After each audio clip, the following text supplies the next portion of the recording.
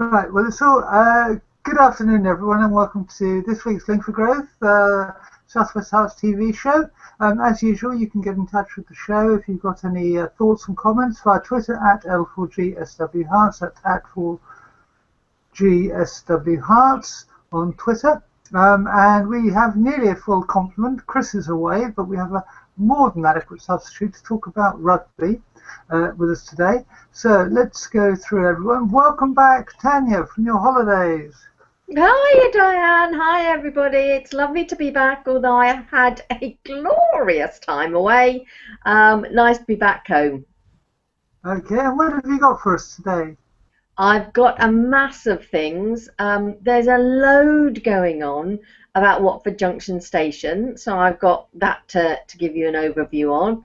Of course, we've now got our bandstand back, and a really, really brilliant idea of how to find out if you've got an afternoon or a weekend to spare, what to do in Hertfordshire. Okay, that sounds really good. And Neil, Watford didn't play last week, but there's still lots of sport. Yeah, we'll be giving a preview to Watford's game tomorrow and talking about some of the signings and how they're getting on. We'll also be talking about what Kings Langley breaking their home duck this season, and a shock news about Radlett Cricket Club. Okay, and we welcome back Ian Tottman, who you may remember was on the show last year talking about how Fullerians won their league, and this week he's here to talk about what's going to happen this season. Hi Ian, and welcome to the show. Hi. I will give you an update as to where Fullerians.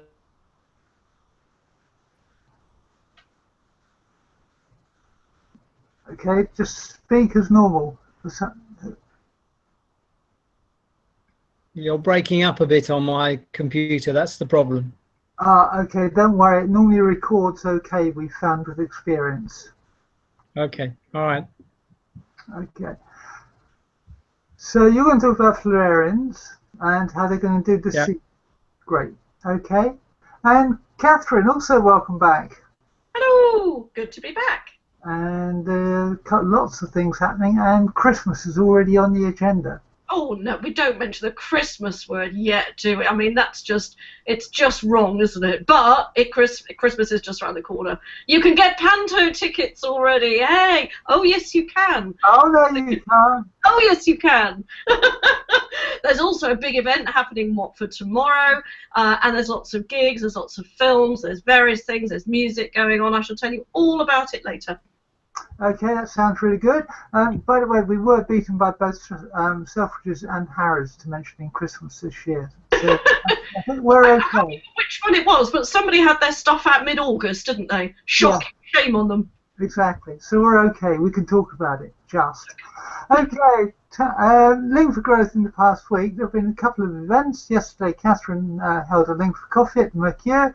A few people turned up, Catherine, I understand. Yeah, there was, well, 3 new faces to me. One lady had been to a couple of other Link for Growth things as well. And then there was another lady who I'd seen at Link for Business a couple of times as well. So yeah, and obviously a few regulars as well, including Mr. Ogle himself, who graced us with his presence. But yeah, it was good. Lively discussion all round. It was a very, very pleasant event. Okay, good. So, and on Wednesday, being the first Wednesday of the month, although it seemed quite late into the month, there was a Link for Coffee at the Regis on Clarendon Road in Watford. And on Monday, there was a Link for Coffee at the Red House in Croxley. Next month, that same event will be that coffee in the evening will be going back to the kitchen. As usual, it was just a 1 month absence. Tania, as you said in your intro, there has been bags of news about Watford Junction. That's right, there has, Diane, absolutely.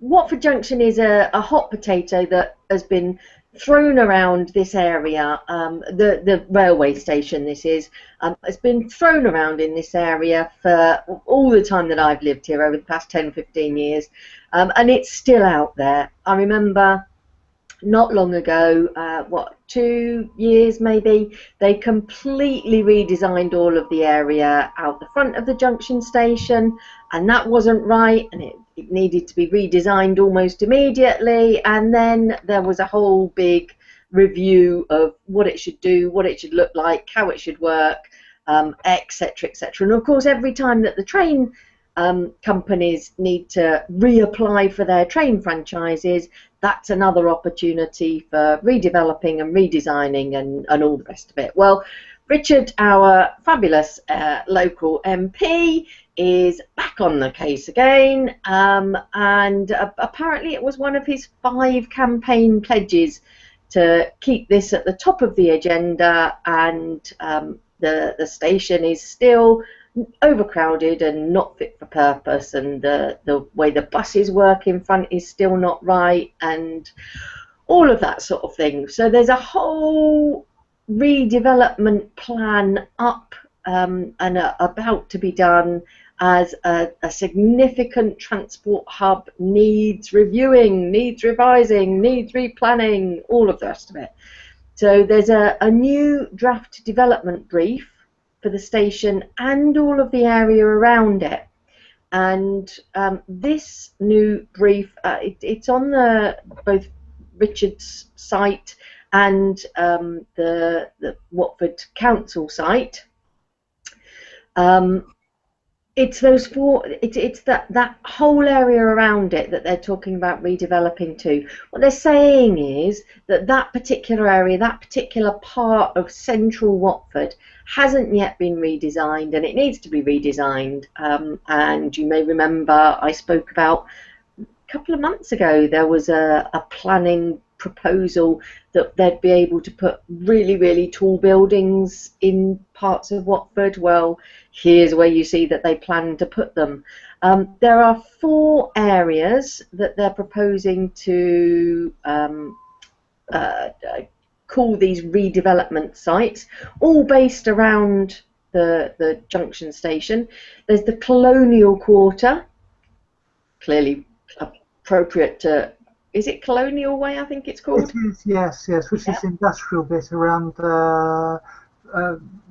coming off from the motorway and Stevenson Way Junction. There you go. I thought that was Imperial Drive, but there you go. It's now Colonial Way and Colonial. One goes into the other, and I can never remember quite which it is. But there you go. There you go. There's the St Albans Quarter, which is along the St Albans Road.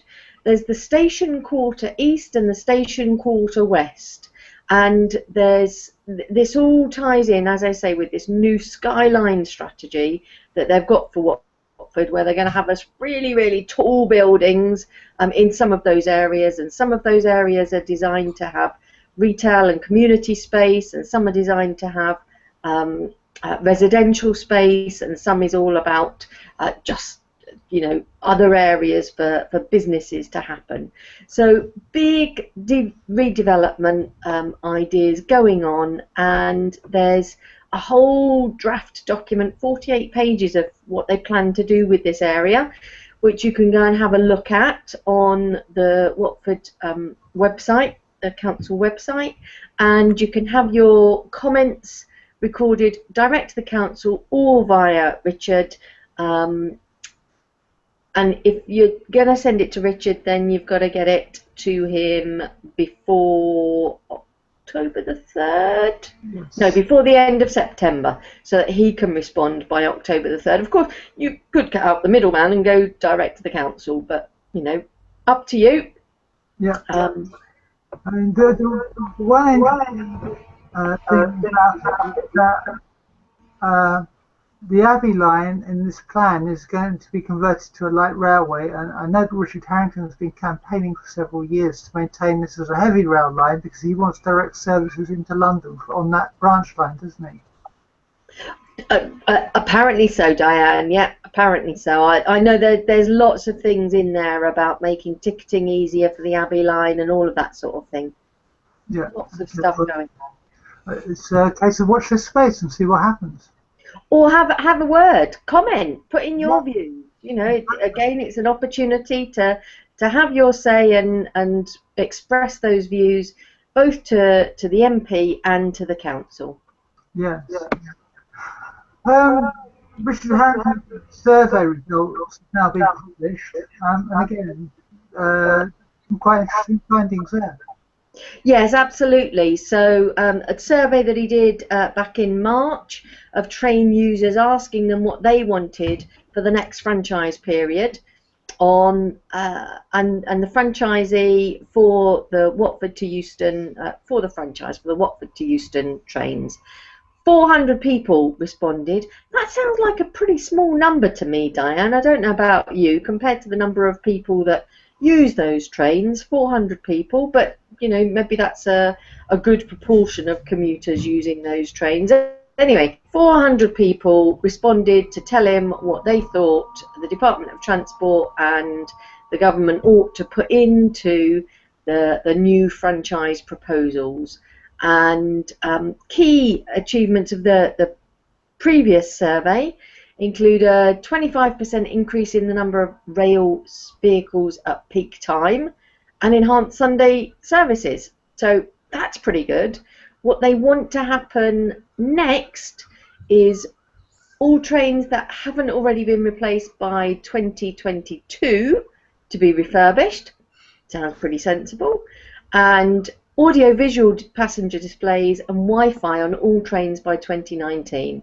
Now, having just come back from a train trip down in France, I have to say, audio-visual within your trains is pretty cool. It's pretty good to be able to see what's going on with your train service, with your delays, with where you are, what's happening around you. That's pretty good. And it was really useful as well to have Wi-Fi on the trains too. So, sounds cool. Yeah, it sounds as if some interesting requests there from the people who actually use the service. That's right, yeah. Okay, great. Now, if music is your thing, the bandstand is open and there's quite a few people at the opening, I gather. Oh, Diane, I'm sorry, but you've just given me that opportunity to quote, "If music be the food of love, then play on." And I understand they did last Sunday down in Cassiobury Park when, as you say, the bandstand reopened. It's a 100-year-old bandstand. It's been reviewed, revamped and relocated.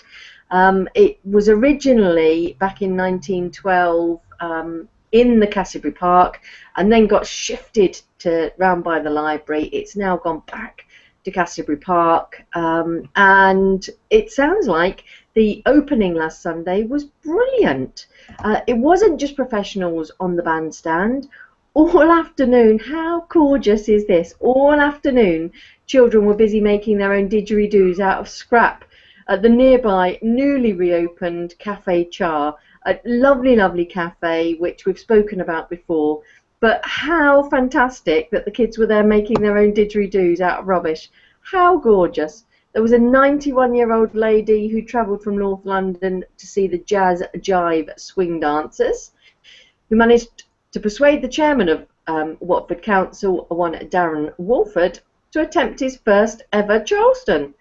So fantastic. And the Town Brass Band, Watford Town Brass Band, and then the Tony Oliver Jazz Band both perform on 2 Sundays coming. So one Watford Town Brass Band this Sunday, and then the following Sunday the Tony Oliver Jazz Band, both performing 2 till 4 at the bandstand. So keep an eye out, pop down there, have some fun, sing and dance and play on. Yes, and what's also good is if you want to book, if you're a community group and you want to book the bandstand, you can email Watford Council and they will make arrangements for you.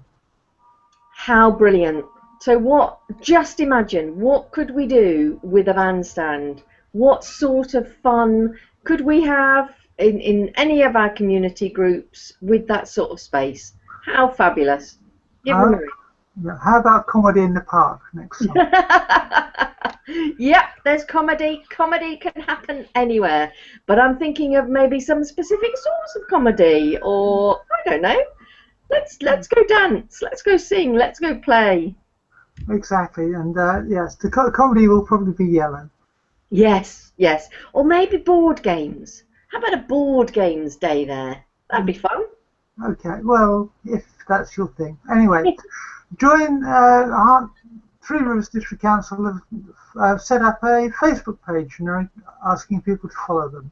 They are, absolutely. We know in Link for Growth that a lot of things happen on Facebook, and Three Rivers District Council is there communicating with people who live in the area and outside of the area, of course, through their new Facebook page. So it's an official Three Rivers District Council Facebook page, and if you go into log into your own Facebook account and search for Three Rivers, all one word, .district council, all one word, you'll find the Facebook page. They've already got a presence on Facebook with specific area pages for Abbots Langley, Chorleywood, Croxley Green, Maple Cross and Mill End, Mixmansworth. There's also one for Sarah and one for South Oxley. So this is just an overarching one for them in Three Rivers District Council that might help you to keep informed, might help them to give you information that could be helpful for you. Okay. Now, yesterday there was a launch, or a lunch rather, I should say, of various businesses in Watford and Three Rivers District Council. And the presentation was by the guy who is now running the Visit Herts website, which is a great initiative in terms of encouraging people to visit Hertfordshire that started earlier in the year. It's a fabulous site, isn't it, Tania, with lots of things to do? It's a beautiful site, Diane. Absolutely lovely. The photographs of this area are just stunning. It's a nice site to visit. It's a nice site to move around, quite easy site to move around, with plenty of things to do. You can plan your visit, so there's a planning application there. You can look at different destinations that you can go to. There's a what's on section. There's the whole, of course, de rigueur, 10 must-see attractions. There's things about getting to Hertfordshire, so how you get there, how you move around. There's things to do in culture, there's things to do in heritage, there's things to do in active and outdoor pursuits, there's family stuff, nature stuff, food and drink stuff, there's stuff there about Paradise Wildlife Park. There's masses on there. It's a really beautiful and easy to navigate site. So yeah, really lovely. Yes, it's not as if it's just been put together or thrown together. The people behind this are also the people involved in the Kent Tourist Board, who did the Visit Kent site and have been doing running that whole scheme for several years. So there's a lot of thought and expertise gone into it.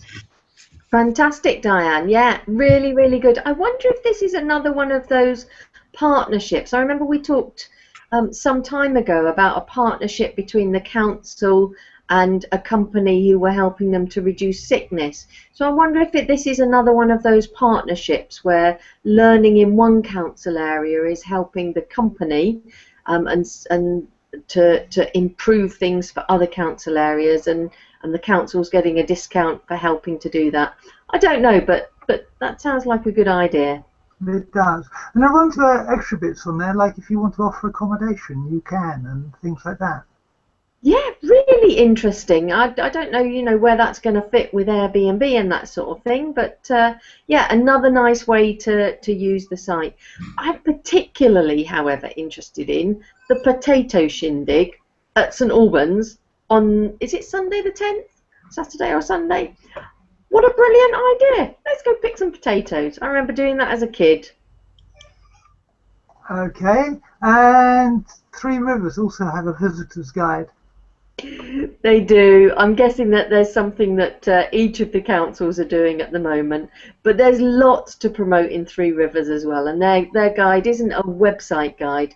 It's a PDF. It's a download guide or a flipbook version that you can look at online, but a little bit less integrated and whatever.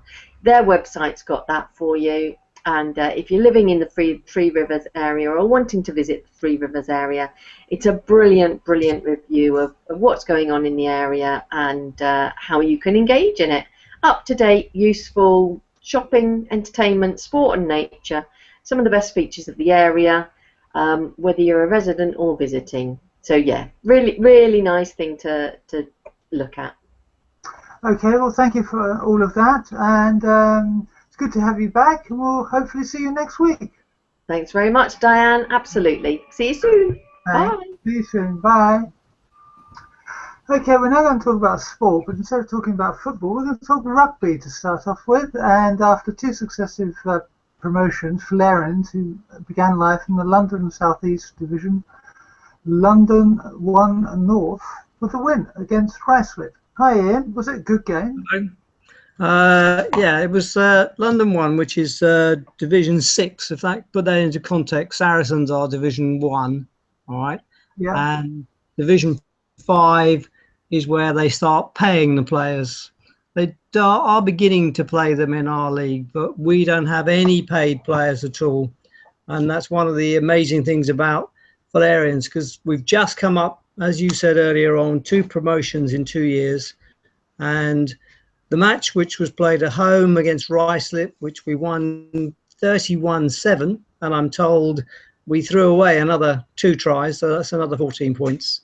We dominated the whole match, and 10 out of the 15 players were all homegrown. They were all trained, come up through the ranks at Fullerians Rugby Club, which is a credit to the coaches and to the club. And that's the way we play the rugby. So it's a fantastic atmosphere. It's a really bouncing club there. So, A lot of things going on at the moment. I mean, I'll just carry on. We're in the process. We're going to extend the clubhouse.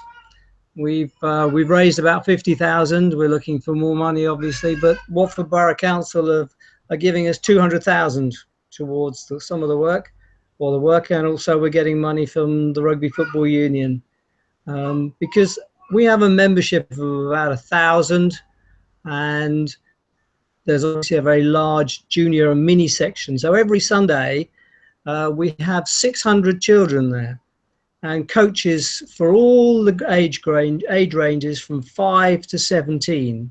And obviously we've been doing this now for about 17, 18 years, and it's paying dividends because they're in our first team. And that team, as I say, won at home against Ruislip. They've got another home match this weekend against Priorians, who I've never heard of. Kickoff is 3 p.m. But if people want to come and watch some live rugby, then they can go down to the club, which is on the Cassiobury estate. It's at the end of Parkside Drive, in Coningsbury Drive. And last week I was told there was about 100 people there. So the more the merrier. If people want to come along and watch some good rugby, pick up the atmosphere. And then if they've got children who want to play rugby, then they can come down on a Sunday and get good coaching.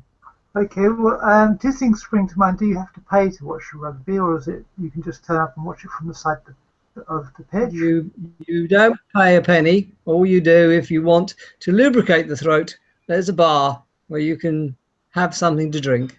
Okay, and the other thing is, you briefly mentioned when we were talking before you came on that there are going to be big changes to under-18s rugby in terms of how they structure it. Yeah, there's a new change this year. So what they've introduced, as far as I understand it, is that instead of being according to age, it's now according to size. So you can get some boys and some girls, actually, because we have girls play up to the age of 11 or 12, I think, because it's non-contact up until that point. And so basically you fit them into the division, if you like, or the section in the club which suits their size, so that people are not sort of steamrolling. I remember playing when I was younger, and the other team had a player who was twice my size, which didn't do me much good. You mean you couldn't tackle him? I couldn't do anything with him. He just steamrolled over me. So Okay. we've talked about at the start about how there's been 2 successive promotions, and Chris came and talked to you when Fullerians went up at the end of the season and everything.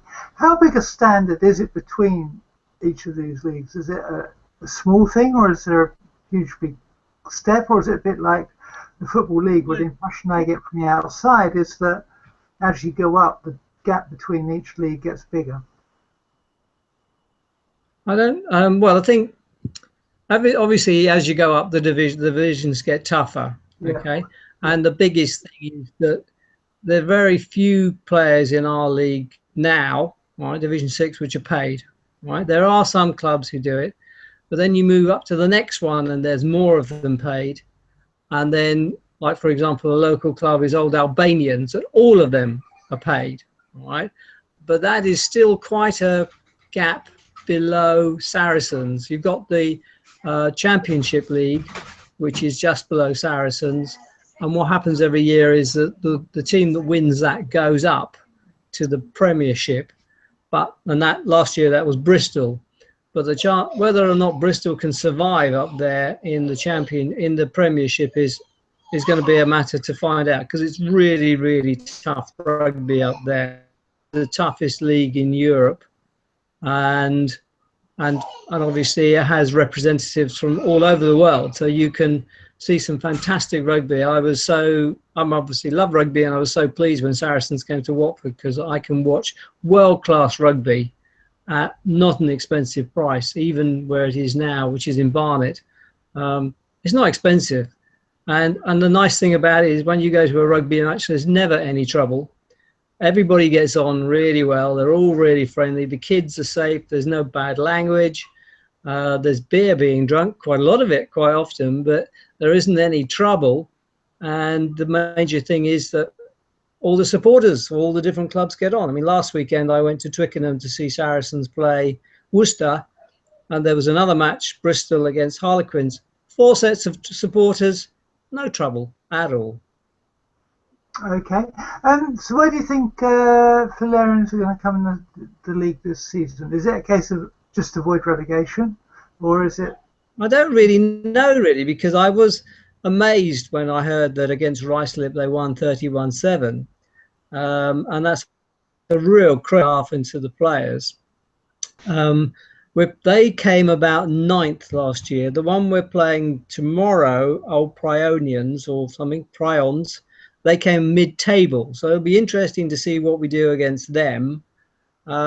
And if we build up the confidence, if we can have a good result there, and the confidence begins to build, then I think we could probably have a season which will get us in the top half if we get that confidence running. Although tomorrow I've been told that not all the first team are available, so we're slightly weaker.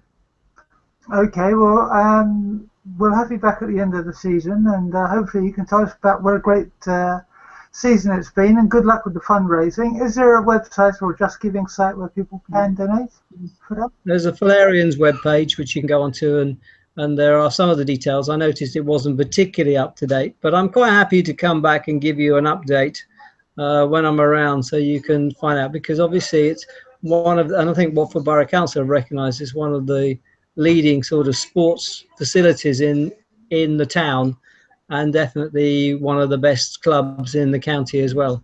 We've produced players who have gone on, who've played for Saracens. In fact, Will Fraser has played for England, is on the verge of the England squad, and he went to Watford Grammar School and played for Old Fullerians or Fullerians Rugby Club as well.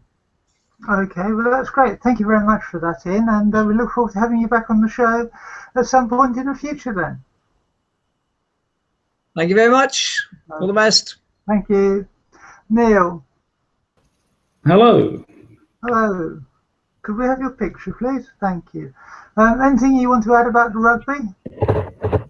No, just that I've been following the results, and I don't go and watch it. I do go to the beer events down there. But yeah, it's a massive achievement. I used to play rugby when I was younger, and I really enjoyed it. But yeah, as Ian said, it is definitely a benefit to the town that they're a real community centre in the town, and quite valuable. And it's good to hear that it's being upgraded. This is good news, isn't it? I was going to mention the beer festival as well. Always good down there. Well, we can see where the talents of our presenters are. Yeah. And obviously we learn a lot about rugby while we're there as well, of course. Yeah, I just normally present with 4 soaks, so, you know. Anyway, Neil, talking of money, Watford spent over £50 million on players total, Yeah. but the net spend was just 20 million, so it did okay. Yeah, little old Watford spent £50 million. This just seems completely incredible. But they did some good dealing, as the Pozzos are well known for. They did some good dealing, and the net figure was about £20 million spent. Well, when you won £70 million last year for finishing 13th in the Premier League, that sounds like good business to me. Yeah, is this what Watford's starting to perhaps follow the Udinese model, do you think? Yes, definitely. I mean, Luke Downing and Duxbury have said we won't stop being a trading club just because we're in the Premiership now. It's their business model that the owners like, and it's how they survive in Udinese because they don't have the TV money and they don't have the crowds. But it works, so it makes sense to bring it to Watford. Okay, now, although Watford are a Premier League club, Luke Downing has spoken to WD Sport about how it's a waste of time for Watford to bid for some players. Yeah, it's interesting. That was an interesting article in WD Sport. Yeah, he was basically saying that they can pretty much get the idea of what the wages the player are on, and they know which ones to go for because now we're in the Premier League and we've established in the Premier League players' wage demands have shot up.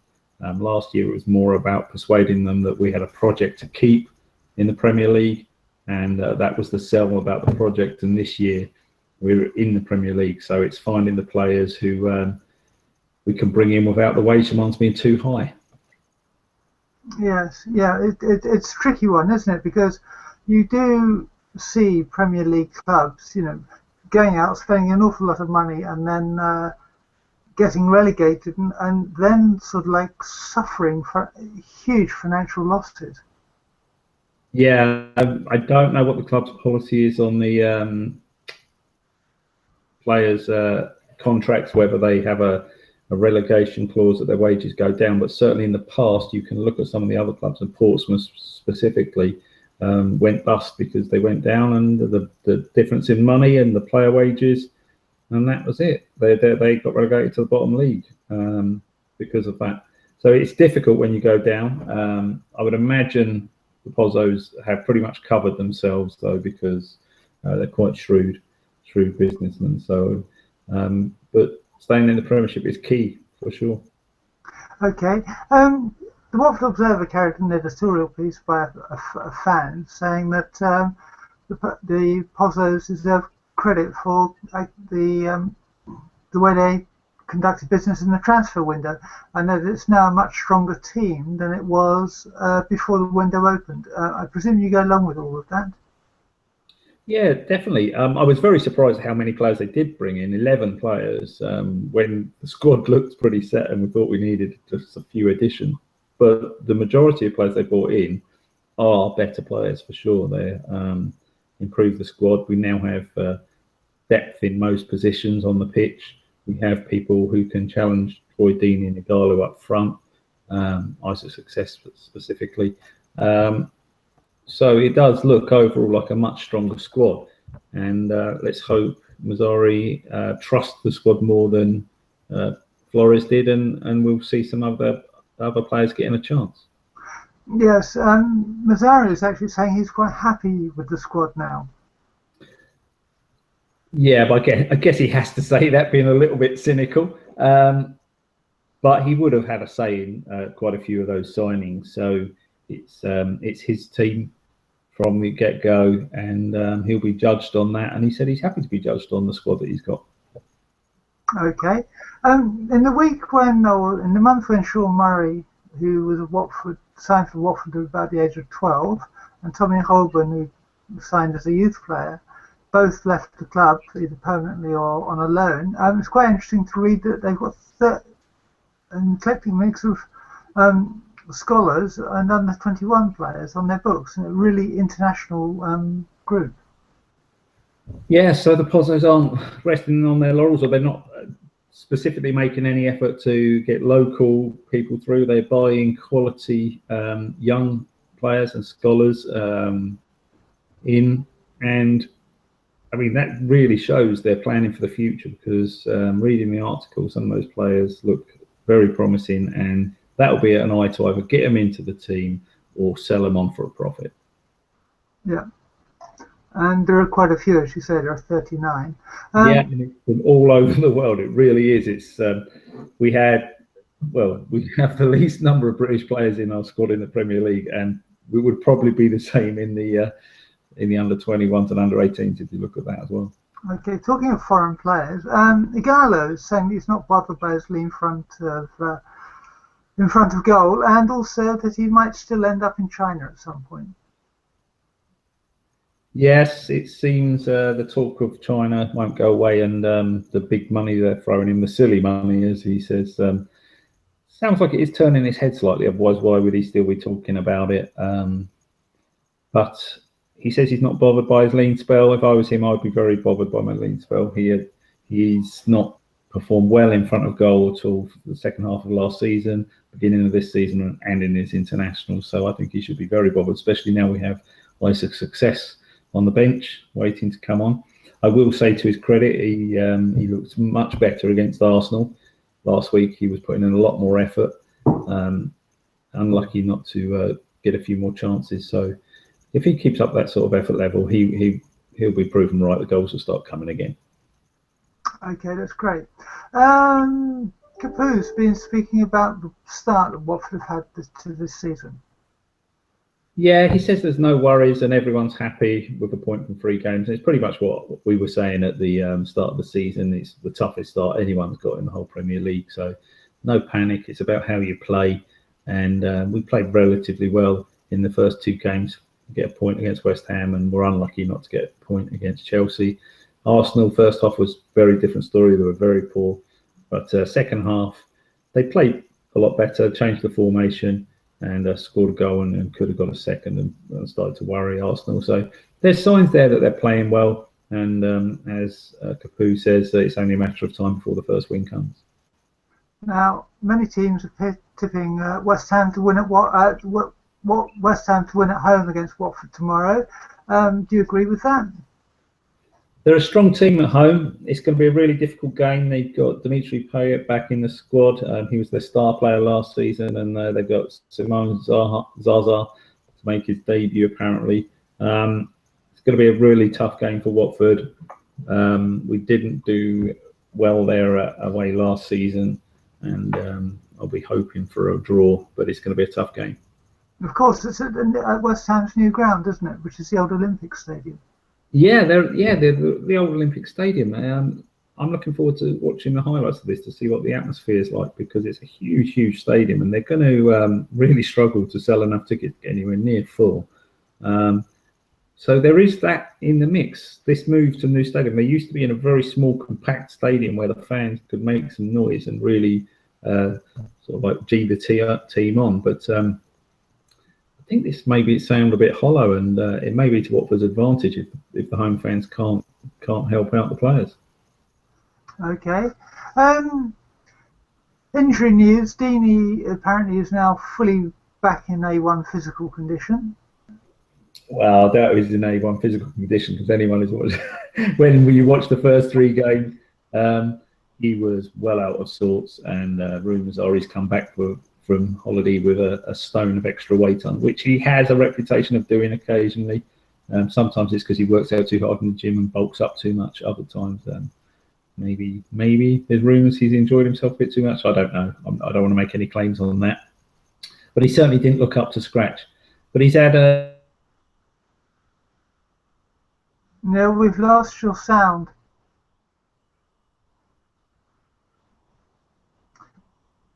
No, we've lost your sound.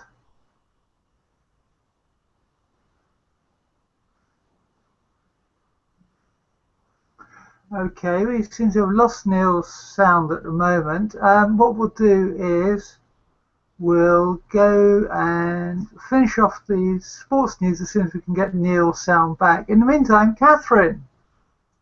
Hello. Hello. Yes, okay, yeah, no, I'm prepared. No, it's all good. Good, good. Let me just give Neal one last attempt. Hi, Neal, can you hear me? Yeah, we've definitely lost Neal's sound. So I think if he logs off and logs back on, then we can go back to Neal a bit later on. Yes. Oh, what a shame. Yes, I was listening to all that, especially about Troy Deeney on his holidays. I mean, who doesn't gain a little bit of weight on holidays? I suppose for a sportsman, it's not so good, is it? No, exactly.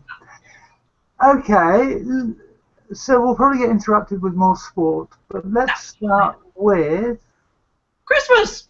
Christmas. We're talking Christmas 2016 here. Yes, absolutely. Yes, we're talking about Christmas cards.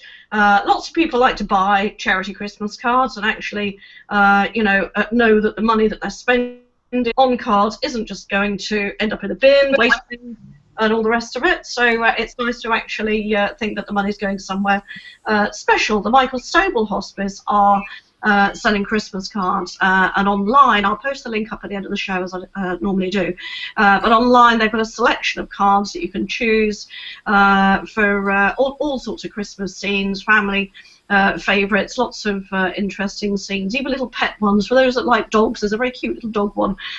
So yeah, you can choose your cards online, buy them online, and obviously have them delivered to you. Lots of different designs to choose from for a very worthwhile cause. That's the Michael Ogle Hospice. Okay, well, I think we've got Neal with us. Let me just check. Hi, Neal. I can hear you now. Sorry about that. That's okay. Let's just pick up where we were. We talked about Watford and the game at West Ham, so let's just briefly talk about Kings Langley. They had a win at home. Yeah. So they've had a bit of a torrid start to the season. Only getting one win in 7 games, but most of those games have been quite close. But they won at home in the cup, in the FA Cup first round qualifying round, and it was a 6-1 thumping of Sporting Bengal United. So they'll be very happy with that. Also, the fact that they get a financial boost from that, because being one of the smaller clubs in the league, they really do struggle financially to keep up with the other players. So getting through to the next round, it gives them a big financial boost, and they'll be hoping they can carry that run on. Okay, that's great. And they're playing tomorrow. Yes, they're away at Cirencester tomorrow, so they'll be looking to try to carry on that form. Cirencester are actually bottom of the league, but again, it's too early in the season for either team to say much. So, but expect another close result, and let's hope Kings Langley can do the business.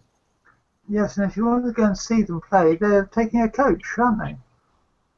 Yes, which we'll pick up at the club. I can't remember what time is it. 9:30, I think I remember. Yeah, quite a long journey to Cirencester for 9:30. Yes, and they had a good turnout of the crowd for the home game, so they're getting good support. And the fact that they feel they can take a coach to away game, that's fantastic. It is. Now, last week we both thought that Radlett were going to beat Botany Bay because Radlett was top and Botany Bay was second from bottom, but it didn't work out like that, did it? No, the rain came and shock result for Radlett. They didn't manage to keep up with the Duckworth Lewis score, which is when rain stops play. There's a weird calculation that takes all sorts of things in to see who should be winning at the time.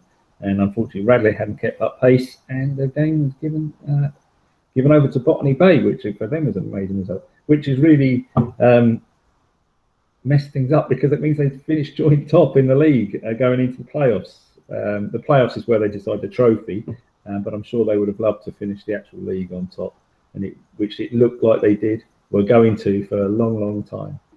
So not a great way to go into the playoffs, which the first one is tomorrow at home to Harpenden, and Harpenden finish 4th in their league. It's 11:30 start, but let's hope they can get back to winning ways. Okay, and finally, Anthony Joshua is going to be fighting again. Yes, so Weird Sport Boxing, they announced that he's going to be fighting again in November in Manchester, but they don't announce who he's going to be fighting against till the end of the month. So I think They're doing their best to. I don't know why they need to build this up so much. It's going to be a huge game, and it's going to be a huge sellout. They're going to make tons of money out of Sky out of it, so I'm not sure why they just have to announce that it's going to be in Manchester. But it's Saturday, November the 26th. It'll be a late night thing with a good undercard, I'm sure.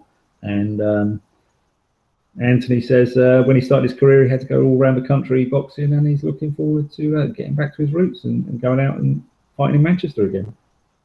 Okay, that's great. Well, thank you for that. No doubt we'll have more news about Anthony Joshua when we know it, and we'll be discussing it further then. Yeah, without a doubt.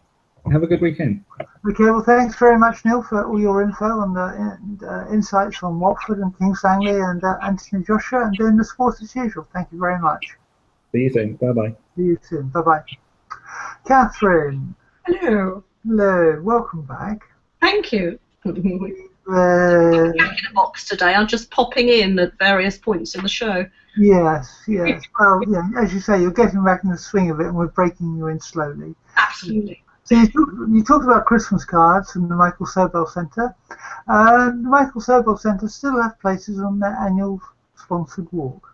Yeah, apparently this is a really popular sponsored walk that they do. It's a 3 or a 7 mile course, and walkers will use their foot power to plough on through Moor Park and Rickmansworth Golf Course, as well as walking along the canal. 3 milers can then be transported from Springwell Lock back to the hospice base for well-deserved refreshments. The 7 milers just carry on walking. Entry costs are £10 per adult, £5 for under 16s, with a family offer price of £25, which is for 2 adults, 2 children. So you save £5 on the offer. They need help raising as much money as they possibly can for all the good work that they do at the hospice, of course. Sign up for the September walk online. Registration opens 8:15 on the day. The walk starts at 9 AM. But you can sign up for it online. There's all the details there. This is on the 18th of September, 9 o'clock in the morning at Northwood. Okay, that's great. There's a Rookie Cooks Challenge. If you've been watching Bake Off and you're into things like MasterChef, this might be the thing for you. I think Mary Berry would be very proud of this, actually. Yeah, Rookie Cooks Challenge is an initiative of the Hospice of St Francis. It's on the 29th September through to the 19th of November, and it's being held at the kitchen at the Hospice of St Francis. Again, all the details are online, but which means you can register and everything there. There is a cost involved. I'll come to that in a moment. But it's basically, they build it. Does the thought of cooking a meal for you and your family and friends fill you with dread? Do you rely on ready meals because you lack the skills to cook from scratch? If so, the Rookie Cooks Challenge is for you. So getting in touch with some real food, real cooking, back to basics. It's an 8-week sponsored challenge, which will see 8 rookie cooks with 0 cooking skills learning how to cook a range of straightforward but delicious homemade meals. You'll learn all sorts of things from complete novices to capable cooks, providing you with the skills that you need to cook with confidence and enthusiasm. Included in the course are full instructions and supervision over the 8 weeks, hands-on cookery lessons in the hospice kitchen with their award-winning chef, Chris Took. A kitchen induction followed by champagne reception. That sounds like fun. Unique Rookie Cooks Challenge apron, all the ingredients, recipes each week with a folder to put them in. Excuse me, a three-course dinner that you have prepared during each cooking class, sample of food to take home each week, a fundraising pack and support, and a prize for the top fundraiser. So you're expected to raise, I did read it here, I'm sure it said you're expected to raise a minimum of £500. Is that right? Have I got that right? Yeah, that's right. Yes, I do. So, and I think there's a registration fee of £40. Oh, here we go. Yes, down the bottom. So applications must be received by midday on Monday the 19th of September at the latest. Successful applicants will be notified by the 22nd of September. Yeah, £40 registration fee in the first session, and then a commitment to raise a minimum of £500 in sponsorship, and obviously that big prize for whoever raises the most money.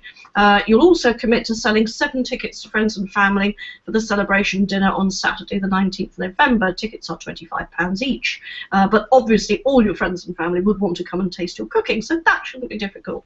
Sounds like a great idea. Not something I've seen very often before. So yeah, it's a great initiative, great idea. Get involved. Okay, it sounds absolutely fabulous. We talked earlier on about Visit Herts, and part of that scheme is there's a whole load of open days coming up this weekend across Hertfordshire. That's right. We've picked out a few from Watford, haven't we? Yeah, absolutely. Yeah, I was going to mention there's a walking tour of the Nascot Conservation Area around the area around St Andrew's Church and Church Road. Becoming North Watford, starting the railway bridge, north side St Albans Road. There's a whole history around there regarding the rural landscape of farmlands before the arrival of the railway. BRE, bouncing bombs and more. Anybody that knows about the British building research establishment will know that a great deal of research has gone into loads of different things, not just about buildings but fire. And obviously bouncing bombs as well. So that sounds interesting. Hertfordshire Fire Brigade Museum and Fire Station are having an open day. Holyrood Church in Market Street in Watford. Little Cassiobury Art and Crafts Sale. St Andrew's Church, Pope's Yard Brewery have a visit. That's on Saturday. And St Mary's Church, Watford as well. So all the details are on the main website. This is the Heritage Open Days, and obviously you put in the area where you live, areas around you, and it will give you a list of everything that's going on. So yeah, fabulous scheme to go and see places, explore hidden places that you wouldn't normally get to explore, and this is going on between the 8th and the 11th of September. So have a look online, see what's in your area. Yes, I mean, one of the things I just found out was, and I thought was quite interesting, was that Holyrood Church is a Grade 1 listed building. Ah, well, there you go. Well, I wonder about quite a few of the churches around the area, actually, because there's a lot of history to a lot of the churches, isn't there? But, yeah, fabulous. There you go. You see, we didn't know that. So, just let up. Now, if walking around churches or walking around areas or going to the Peace Hospice and having a look inside isn't your thing, and sport is, there's a big day of sports, fitness and a fun bonanza tomorrow. Yeah, absolutely. This is tomorrow. It's in Watford High Street. It's from 11 in the morning till 5 in the afternoon. This is another of the local council's big events. This is the big sports day, fitness fun bonanza. There's going to be all sorts of things going on. Trampolines, giant zorbs, a BMX course, climbing wall, athletics track, and more. I'm not sure how much more you can fit into Watford High Street, but this is bigger and better than it has been in the last 2 years that they've been doing this, but it's an incredibly popular event. I hope we get some good weather. I think it's online to be okay tomorrow, but there's lots of different of the fitness clubs around Watford sponsoring this as well. I know Everyone Active normally does, Topgolf do as well, Watford's Energy and Fitness for Less gyms. So yeah, all sorts of things going on. So it starts at 11 in the morning through to 5 in the afternoon. There's things for adults, there's things for kids, all sorts of things going on. Get yourself down to Watford High Street. You can't miss it. You won't be able to budge for the crowds around all the sporting equipment. So that sounds like a really good day. Yes. Will they be using it though, or will they just be standing around it? They'll be using it, Tania. They're using it. The whole idea is to get up and get sporty and do stuff. So yeah, I remember the climbing wall in particular being really, really popular last year. Kids in particular just love getting to the top of the climbing wall and doing it again and again as well. So yeah, there'll be lots of things going on. Watch out for the zorbing. I think they're quite big, aren't they? I'm not sure actually. I don't remember. I think they're great big balls, aren't they? That you climb into. I might be wrong, but that's what I understand by zorbing. But it sounds like great fun anyway. Yes, I think you're right, but I'm not 100% certain. Now, the 97th Croxley Green Annual Home and Product Show takes place this weekend. Yes, absolutely. This is on Saturday as well. You could probably fit this in after you've been sorbing. Pop on down to Yorkmead School in Dulwich Way, Croxley Green. It's open from 2:30 in the afternoon. Love the bake-off, enjoy Gardener's World or hooked on the sewing bee, then this is the thing for you. Get along to this community event. There's various classes, including cakes, vegetables, flowers, flower arranging, handicraft, photography, and children's entries as well, all showing off their wares. No previous experience is necessary, so you can take along something as a novice, and we can give you lots of helpful advice. New classes this year include the biggest sunflower head. I remember growing a sunflower head once. It's absolutely incredible, and we took all the seeds out from it as well and planted them next year. But sunflower heads, chili plants, flower displays in a teapot. Well, why wouldn't you? So that's the 97th Croxley Green Annual Home and Produce Show tomorrow, 2:30 at York Mead School. Okay, that's great. Now, Watersmeet have got a film on this weekend. I have to see this. I was saying to my daughter the other day, why isn't this on TV yet? I thought it would be, but no, it's still in cinemas, theatres, or whatever near you.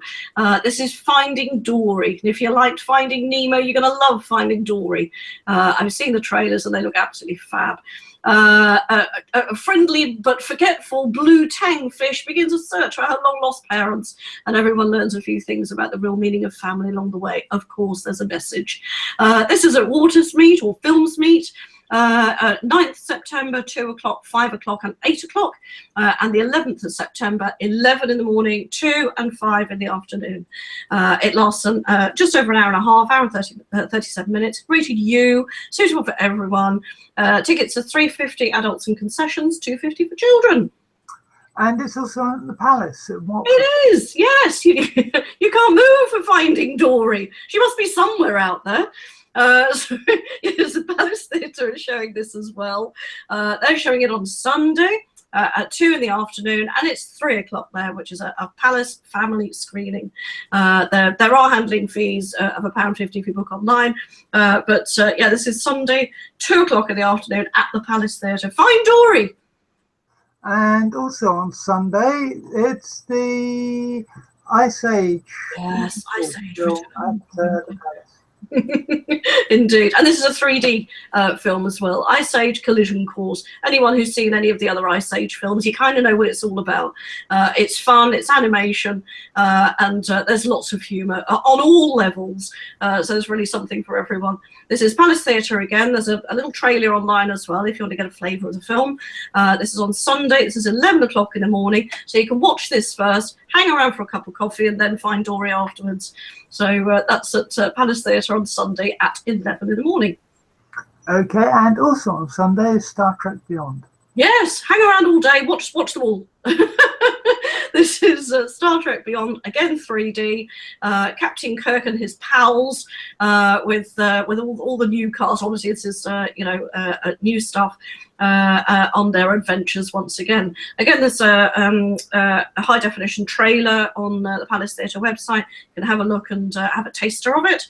This is on Sunday, 7 in the evening. This is a little more expensive at £9.50. Concessions £8. I will mention the rumour tickets once again for 16 to 25-year-olds, where you can get in for only £5.50. Bargain. Okay, and tomorrow sees the return of the Comedy Club for Children. Yeah, this is a fun one. Family favourite Comedy Club for Kids returns to Watford Palace Theatre after last year's success, bringing the best stand-ups and sketch acts from the international circuit to do their thing for an audience of children and their families, but without the rude bits. So just like a normal comedy club, but it's on in the day, kids are allowed in, and so there's a higher than usual chance of heckles like, why is that your face? Why is that your face? Do kids ask that sort of thing? I suppose they do. You don't get those sort of heckles at Yellow Comedy, do you, Diane? No. It's just more like, why am I here? In fact, we all promise not to heckle. Of course we do. Of course we do. Unless specifically asked. I mean, that's different then. But this is Comedy Club for Kids. This is at the Watford Palace Theatre. Saturday the 10th, rather, at 2 in the afternoon. And tickets are £14. Concessions are £12. Yeah, and although this doesn't start until the 23rd, it's well worth mentioning, and it's called Why the Whales Came. Yeah, a multi-award-winning performer and storyteller, Tania Miller. I must admit, I don't know anything about Tania Miller, but she brings to life another enchanting tale by Michael Morpurgo. Now, lots of young people have heard of Michael Morpurgo, and wasn't he laureate for a while? I can't remember now. I'm sure that was a few years ago. But anyway, he's written loads and loads of interesting stories, which are very, very popular with young people. Created by the same team that brought you the acclaimed and much-loved production of I Believe in Unicorns. Why the Whales Came is full of fun, mystery and adventure. There is a trailer online as well, so do have a look at it, get a flavour of what it's all about. It looks like it's going to be a very popular one. Tickets are £7. It's on Friday the 23rd, Saturday the 24th, and twice on Saturday the 24th. Friday and Saturday 11 o'clock in the morning, and again on Saturday at 3. So that's Why the Whales Came. Okay, and there is a play coming up at Watford Theatre, which seems unusual because all we seem to talk about a lot at the moment of films, but they actually have a play coming up at the end of the month. Absolutely, yeah. Well, they must have a new brochure out at some point, I'm sure, with all the new season plays. So there'll be plays, there'll be music, there'll be lots of things coming up over the next few weeks and months. If Curious Boyfriend was here, I'd ask him because he works there, but he's not, so I can't. This is called Arms and the Man. It's billed as a comedy, romance, and chocolates. I don't think you take your own chocolates. Maybe buy some or chocolate ice cream or something when you're there. Raina is young, beautiful, and madly in love with Sergius, a dashing young officer. Sergius is the hero of the hour, leading a daring cavalry charge against impossible odds. Now, this is a fun name. Bluntschli is a battle-hardened professional soldier on the losing side. On the run and desperate, he appears in Raina's bedroom. He has no weapon. Experience has taught him chocolates are more useful than bullets. Will she turn him in and guarantee his certain death? Or will she collude with the hated enemy and find there is a great deal more to love and war than she first thought? This looks like an intriguing one and some fun along with it as well. It's got great reviews and a great looking cast as well. This is going to run from Friday the 30th of September through till, lots and lots of dates, through till Saturday the 22nd of October. So lots and lots of opportunities to see this. Go along and support local theatre. Say local productions are they're always on the lookout for support, and you know, if we get more support for local productions, then we get a continuing flow of quality productions coming through to local theatres. Preview showings are at a cost of £15. Weekend evenings and matinees £21.50 down to £15, depending on concessions and things. The highest price ticket is £24.50, so still a good 20 quid less than a West End show. Do go along. See what else is on the Palace Theatre website as well. There's lots and lots of interesting things coming up. Okay, and finally, you can book your Panto tickets. Oh no, you can't. Oh yes, you can. Okay. A bit more enthusiasm, Diane. A bit more. I would make you do it again, but it's not December yet. It's fine. But this is Beauty and the Beast coming to Watford Palace Theatre. You can book your tickets online already, and I would recommend booking them well in advance. I know when our kids were small, I used to book Panto tickets either for Watford, Rickmansworth, St Albans, Radlett Centre as well. All these theatres are very, very popular come Christmas time. So book your tickets now, get the seats that you want, make it a big family fun day out, and enjoy the Christmas spirit. Beauty and the Beast is going to run from Friday the 2nd of December right the way through to Saturday the 31st of December, and then everybody has a break for New Year. So have a look online, book your tickets well in advance, and you won't be disappointed. Yes, I mean, excluding Sundays, there seem to be 2 performances a day, aren't there? Yes, absolutely, yeah.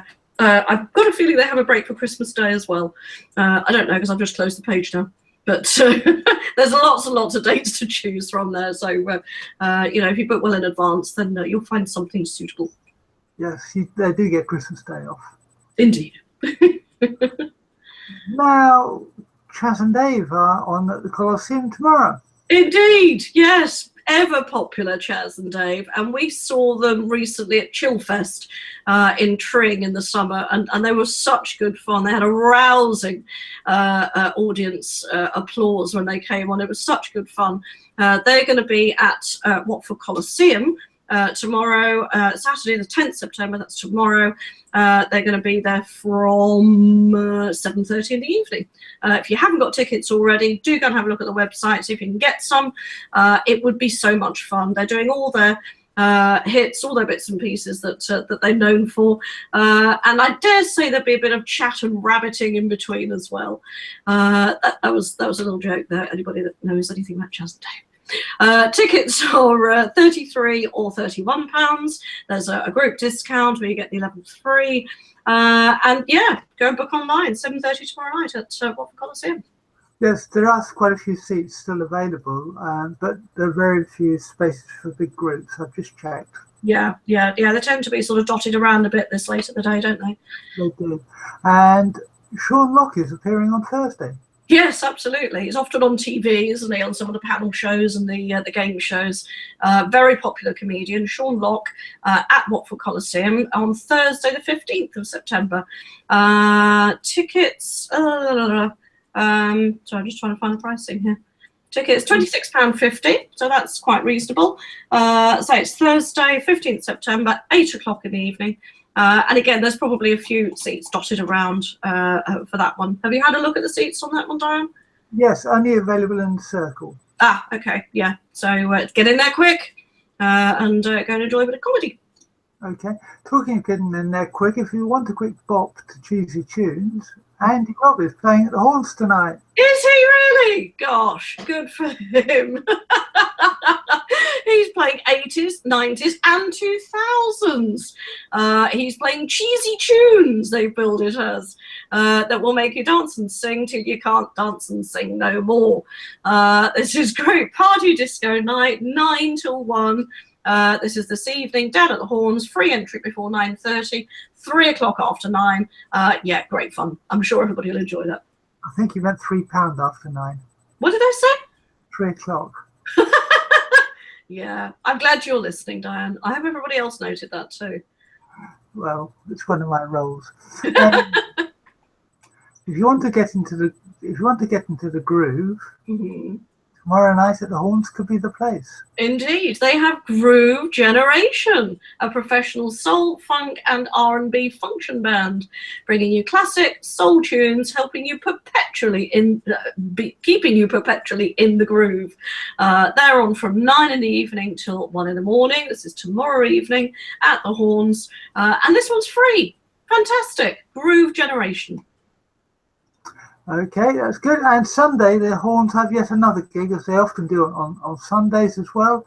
And this is Willie Finlayson and the Herters. Yes, absolutely. Not heard of this one before. Willie Finlayson and the Herters. He's from Writing on the Wall and Bees Make Honey and Meal Ticket, also a session singer with Manfred Mann's Earth Band. So he's obviously had a bit of experience, been around the circuit a while. Explosive singer from Scotland. You'll really enjoy this.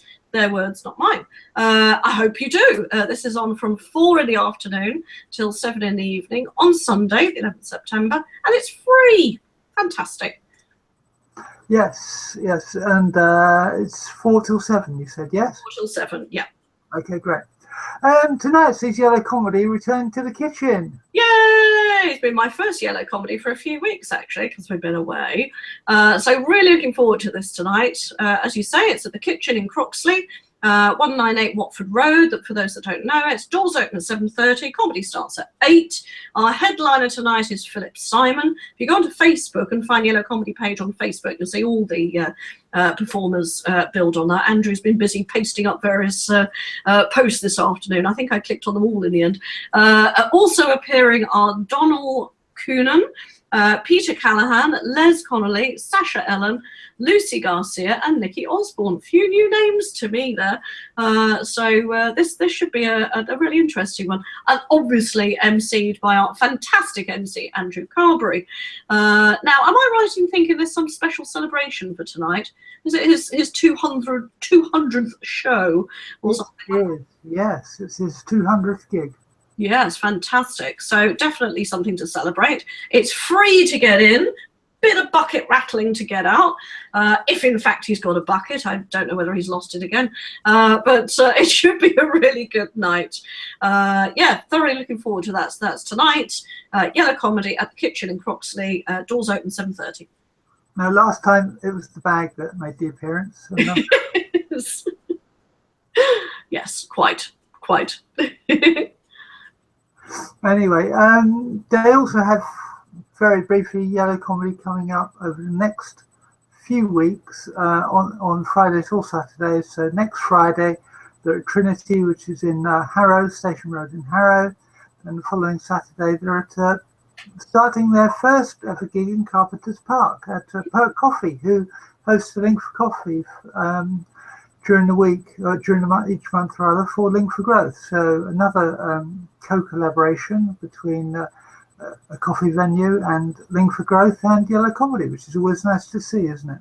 Fantastic. Yes, thoroughly looking forward to it. Yes, they've got lots of dates coming up. If you go on to yellowcomedy.uk, then you'll see all the dates listed and where they are.